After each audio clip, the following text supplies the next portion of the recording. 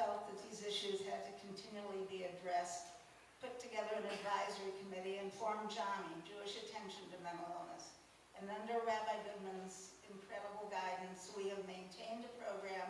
We have no budget at all. We'd surely like some, but we are growing and expanding. Great, great, thank you.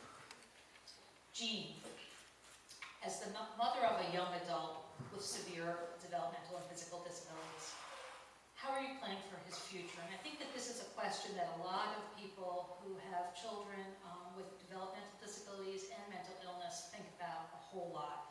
So maybe you can talk about what steps can parents take, what resources are there to make sure their disabled child, or, you know, his disabled child will be cared for properly, not that we're killing you off, but after parents are gone.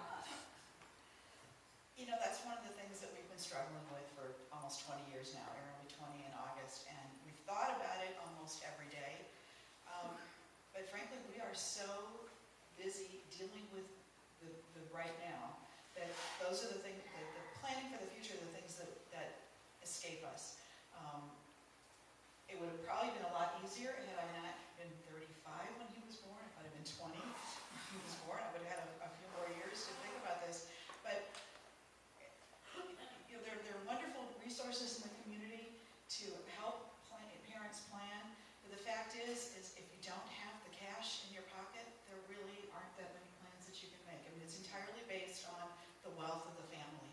And having a child with disability, frankly, completely diminishes your wealth. It just depletes it.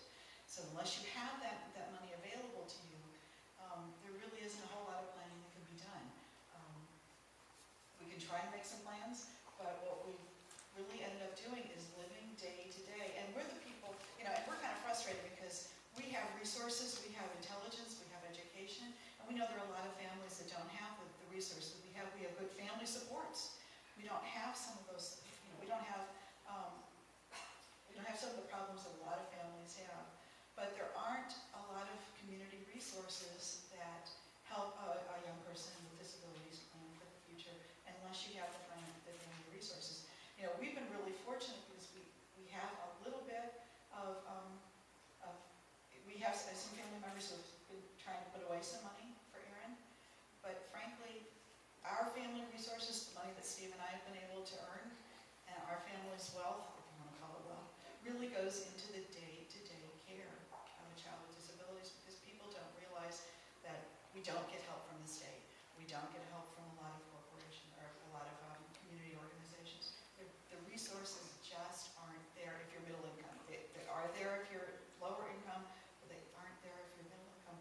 And as we're planning, we're looking, you know, 6-12 months ahead. We have not gotten to the point where we're not there yet. And that can be frightening. I mean, Well, that kind of dovetails into my question for David, and that it can be overwhelming knowing where to start when it comes to getting services for people with disabilities, either in the Jewish community or the community at large. What's the best way to begin to navigate the system? How do you start? Well, first of all, let me tell you a story. When they closed the clinic that was on Del Mar, where there were like 20 beds for people with mental illness, and the police would pick up somebody on the street who was mentally ill. They would go from hospital to hospital to hospital, and they would say, we can't take you, we can't take you, we can't take you. And then the place of last resort was the jail. And so they were taking people with mental illnesses to jail rather than to care. And the quality of care for poor people, I mean, Aaron is a very lucky person. The quality of care for poor people is just tragic. Now, you know, sometimes I think back about how does our society compare to that described by Charles Dickens. And in some areas, it isn't necessarily progressed a lot. Happily, we have some of those beds back and that crisis is over, but the whole problem of people saving money by cutting services is a problem of immense dimensions. And I think that one of the themes that I wanted to bring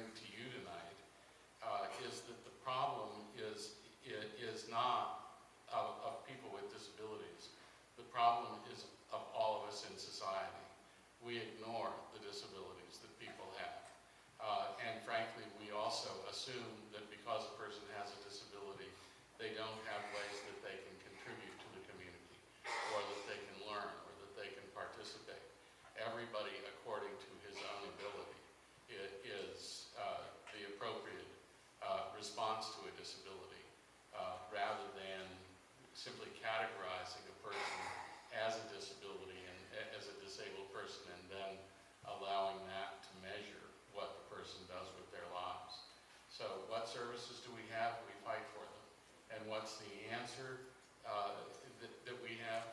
Well, both of the panelists here are exemplars of the answer. And what I've often told some of my disabled friends, particularly the young people, the answer is tenacity.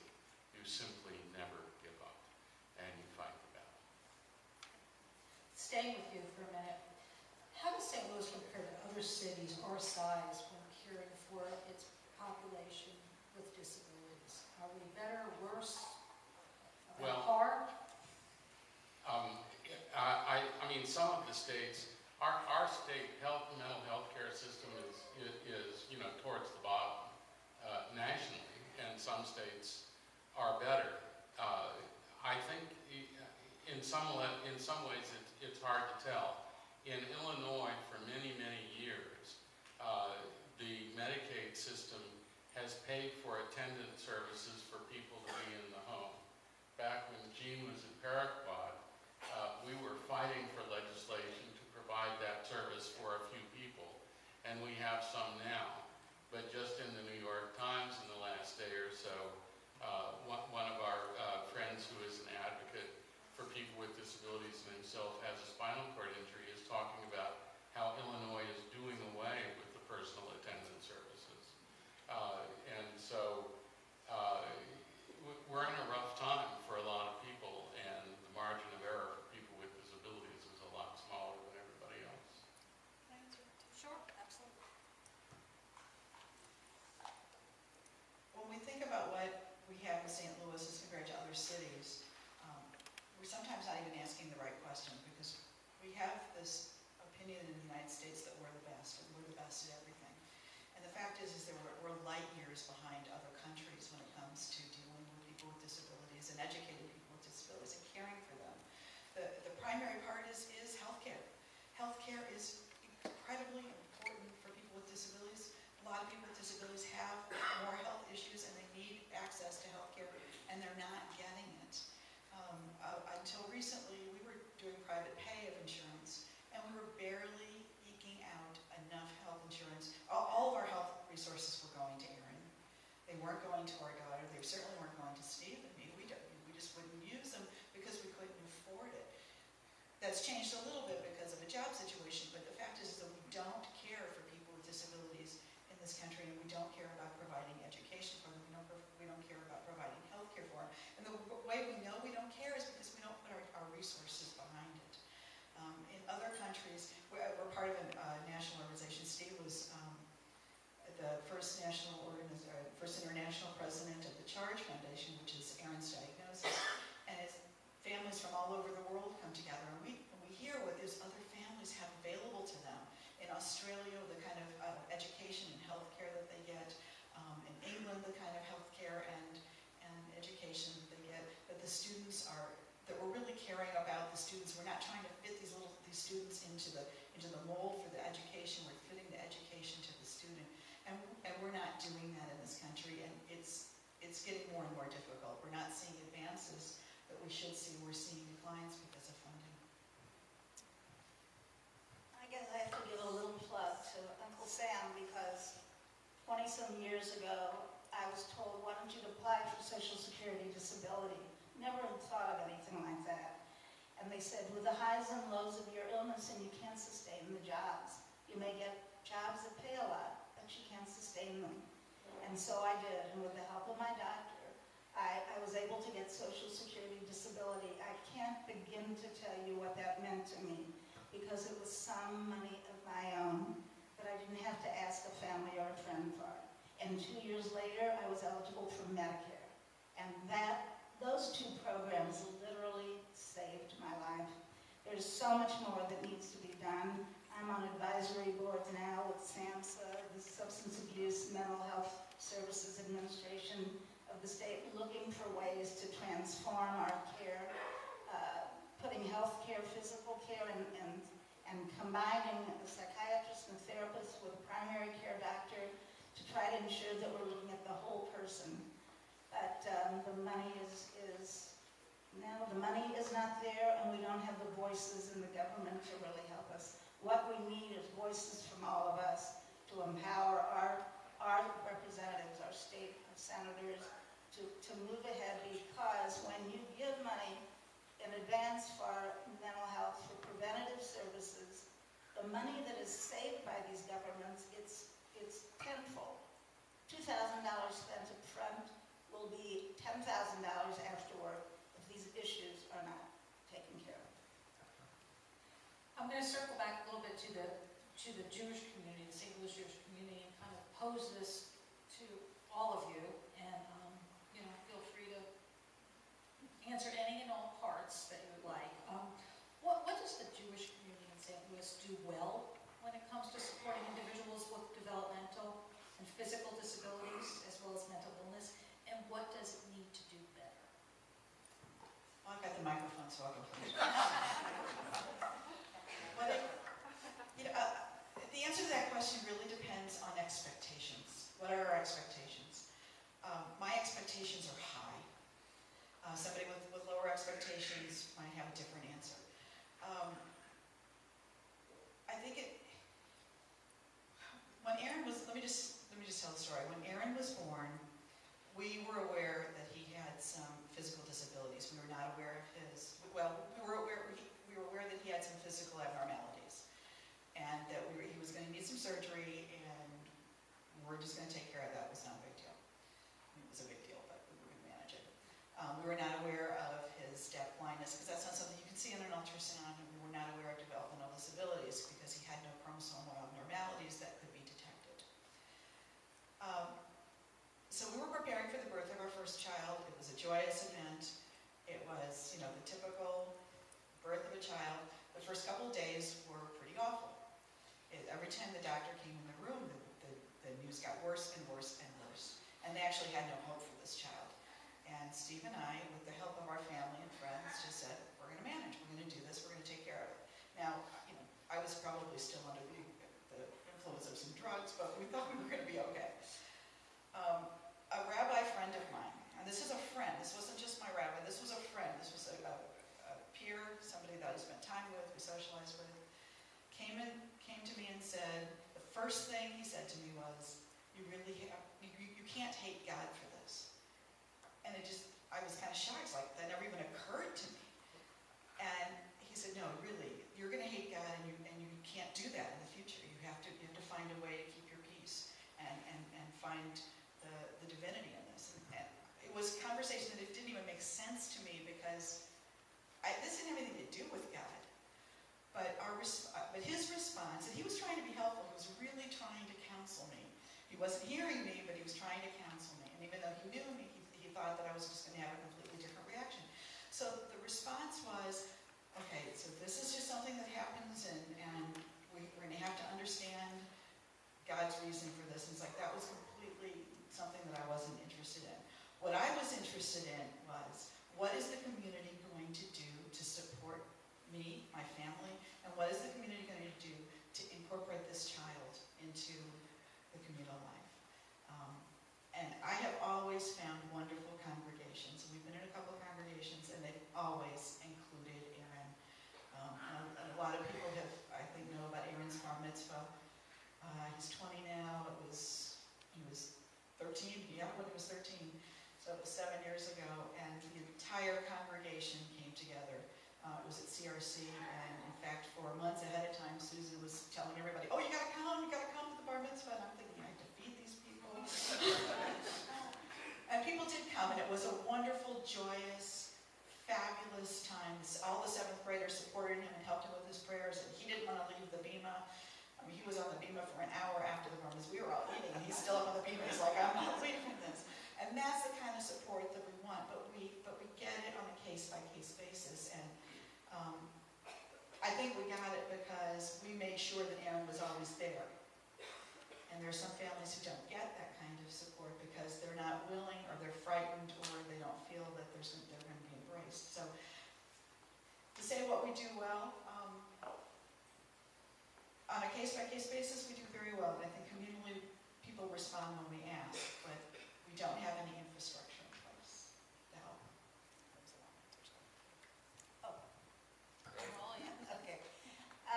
12 years ago, a group of us had a dream. Jeff and Judy Pass, Paul and Deanne Gallant,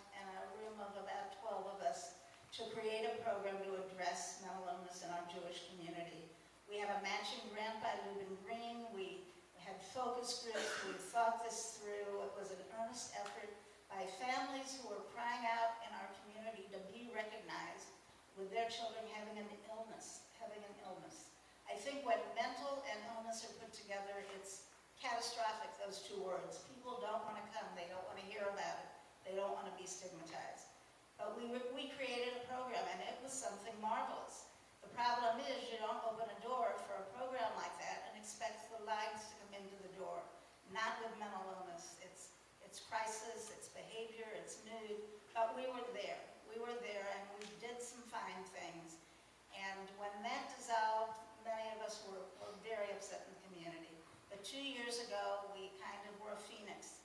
And under the tutelage of Rabbi Goodman and a group of us, we have now a program where once a month we have family discussion and a family workshop that meets at the Federation. And once a month we have ACREUT, an incredible consumers group that Ellen Rosenbaum put together. So people living with this illness and living responsibly that are Jewish can get together, can talk about themselves, their illnesses, and being a better Jew. And out of that, these are the major programs we have with JAMI. We call it Jewish Attention to Mental Illness. I kind of wanted to throw in a note because somebody said to me, you know, Google JAMI UK. So I Googled Jewish Attention to Mental Illness in London. They have huge programs. They have housing. They have people that not only are friendly but become friends with somebody with a mental illness. And it goes on and on and on. We've made a start, as Rabbi Goodman says, that we go by next. What do we do next? There are several things we really want, and I don't know if I should give the wish list now or not. Yeah, you can drop a few. I'll drop a few. There's a course that has come to our attention, and it's called Mental Health First Aid. I took that 12-hour course last week, and it was incredible. Everyone in this room and everyone in our community should take this course. It tells you how to look at somebody who is in a crisis, how to understand, how to talk to them, and how to at least move forward. There's nothing threatening about it, but it's knowledge, and that's what we don't have in our community. Every rabbi should take this course, and actually JAMI would love somebody to donate $2,800 so that we can provide the course for 30 people. It is a life-saving course. We also do our symposiums, and as we said, Sunday, July 1st, we'll have our co-occurring illnesses symposium. So we are alive, but we need fuel for our fire. We need money to help us put an ad in the Jewish Light every week or every other week. A donation of 1,000 or 2,000 or 4,000 would help us meet that goal. We could really use having a consumer outreach person and a community outreach person who is always there. Something like that would maybe be $10,000 a year. So I just wanted to put some dollars out there and hope they get picked up. Maybe going from the salon to the ridiculous. But one of the great answers to the fundamental question is how the Jewish community is doing is that I think about two temples that consulted with me on different occasions about and consulted with others on how to make their temple accessible. And one of the temples, I'll say who that was CRC as they were designing the temple. And as you probably know, there are ramps on both sides to the bima so that people with disabilities can participate fully in the community. And that's grandparents as well as kids and everybody else. The other got into an argument with us about how many square feet you had to have on the bima in order to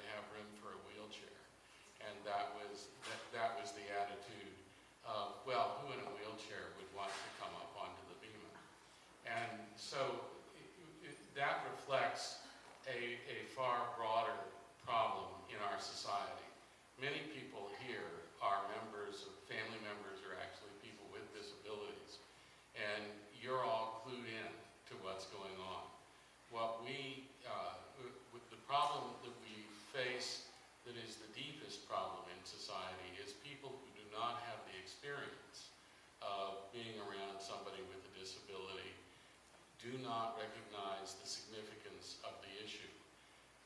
And so we talked a few moments ago about, in the introduction, about the Starkloff Disability Institute.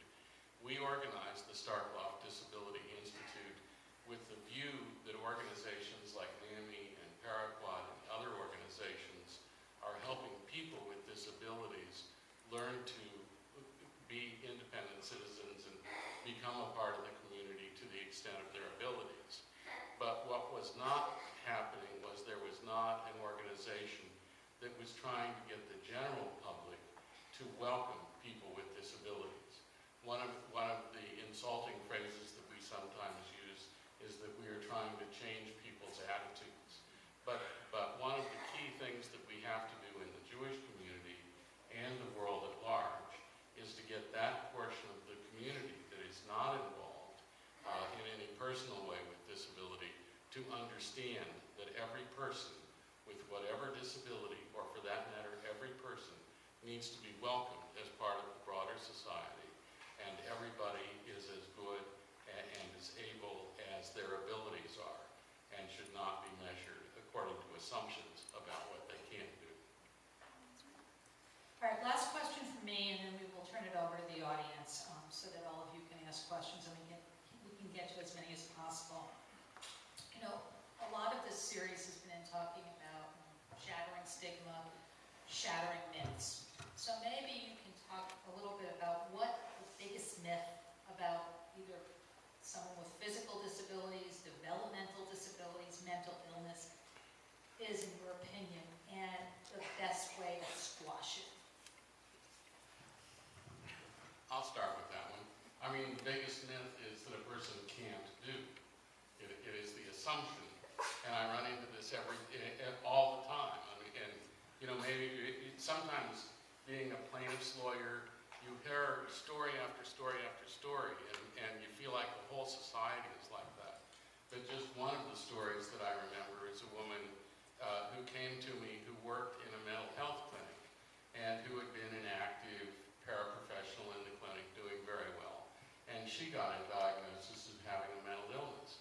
And suddenly everybody in the rest of the clinic started taking work away from her and assuming that she couldn't do the job that she was able to do until the day that it was said that she had this diagnosis. So that it is, the biggest myth is that a person with a disability can't do something. A person with a disability can't do everything. I can't walk. Aaron can probably not read. But there are other things that Aaron and I and everybody else with a disability can do, and that's what we should be focused on. I think as people, we underestimate each other all the time. We make judgments about people and we assume that we know what a person is capable of. That's magnified 1,000-fold with people with disabilities. When Aaron was 6 months old, the first doctor of his that I fired, and there were a lot of them, there are a lot of bodies littering the path of our medical life. But one of the first doctors that we fired was one of the best eye doctors in the country. Everybody said how wonderful he was, and he said, you know, Aaron has virtually no optic nerve. He basically had an attitude of, this kid is retarded, and he said to us, just take him home and love him, he'll be fine. At which point I just said, and Steve's so nice, Steve's like, okay, we'll talk about this later. And I said, no, I want his records right now, you were fired, we're moving on to another doctor. And we did find another doctor who saved his eyesight. The point is that there was an assumption that this 6-month-old baby, who nobody knew anything about, they were just making these assumptions, that he would have no capacity for anything. We experienced the same thing in schools, that we insisted, we believe in inclusion education. I mean, I came from Paraquat, we were going to be in the community no matter what. Aaron did graduate, he walked with his class 2 years or a year ago at Ladue High School, and I can tell you he had the largest applause of any student there because the families and the students supported him for 13 years that he was there. But there was a lot of assumption that he couldn't do something. So we're always convinced that he didn't get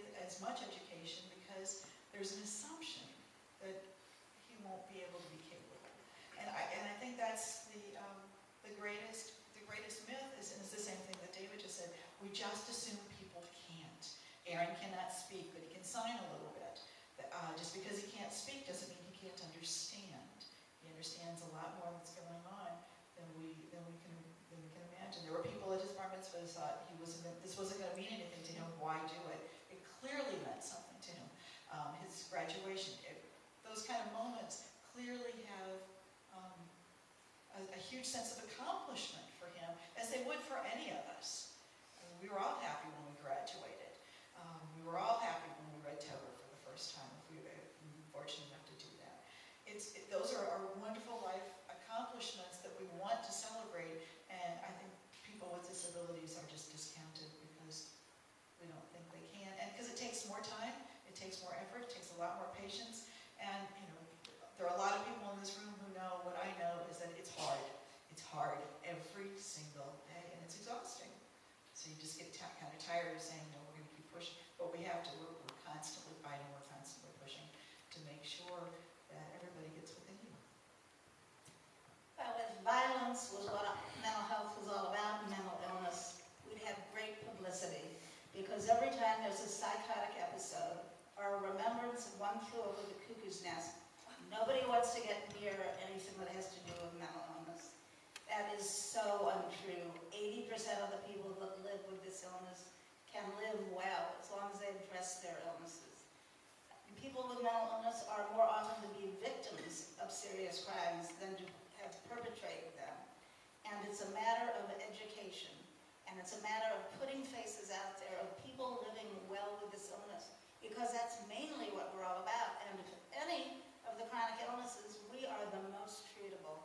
So we have to change the press, we have to put new images out for people. Last year I put together a 30-second spot like the I Am a Mormon ad, where somebody talks about their life and at the end they say, I am a Mormon. I thought we need to show some regular faces putting out sound bites that live with mental illness. And so we did, and it made a difference. What we need is the funding to continue to run programs like that, because it's changing people's perception. It's letting them know what the reality is. Letting them know that there is hope, and there's empowerment, and there's responsibility.